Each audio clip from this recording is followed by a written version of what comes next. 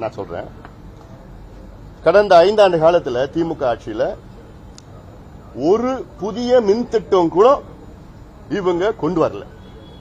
இப்ப நிலுவையில் இருக்கிற திட்டம் கிட்டத்தட்ட 14,000 மெகாவாட் திட்டம் கடந்த 12 ஆண்டுகளாக நடைமுறைப்படுத்தல.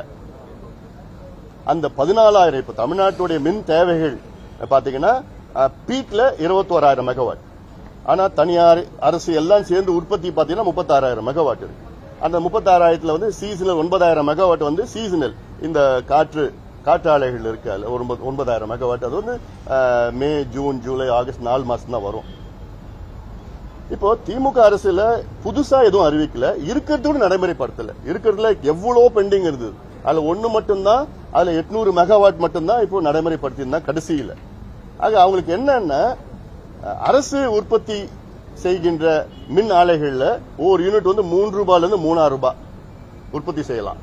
இன்னொன்னு அரசாங்கம் வந்து வாங்குது, அரசு உற்பத்தி செய்கின்ற மின் ஆலைகள்ல 3,000 ரூபாய் கொடுத்து ஒரு யூனிட் வாங்குது. தனியார் உற்பத்தி செய்கின்ற மின் ஆலைகள்ல இருந்து தமிழக அரசு 9 ரூபாயில இருந்து 15 ரூபாய் ஒரு யூனிட் வாங்குது. அதுல அப்போ கமிஷன் அதிகமா அதுல வரதுனால அவங்க யாருக்கும் வந்து அரசாங்கம் உற்பத்தி செய்யணும்னு விருப்பம் இல்லை கடந்த ஆட்சியில். அதனாலதான் இவ்வளோ நட்டம்.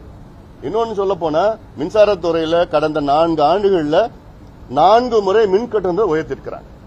56% உயர்த்திருக்கிறாங்க.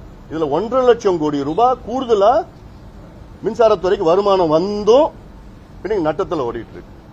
ஊழல் தான். டிரான்ஸ்பார்மர் ஊழல் பாத்தீங்க, 32 பேர் ஒரே டிட்டோ டெண்டர் கோட் பண்ணிருக்கிறாங்க. எவ்வளவு பேர் ஒரு மோசடி காட்டல் அது. இதெல்லாம் வந்து விசாரணை, இப்ப சிபிஐ விசாரணைனா இல்ல சிபிசி அதை இப்ப இந்த இதுல பட் சிபிஐ விசாரணை இதுதான் நாங்க தொடர்ந்து சொல்லிட்டு வரணும்.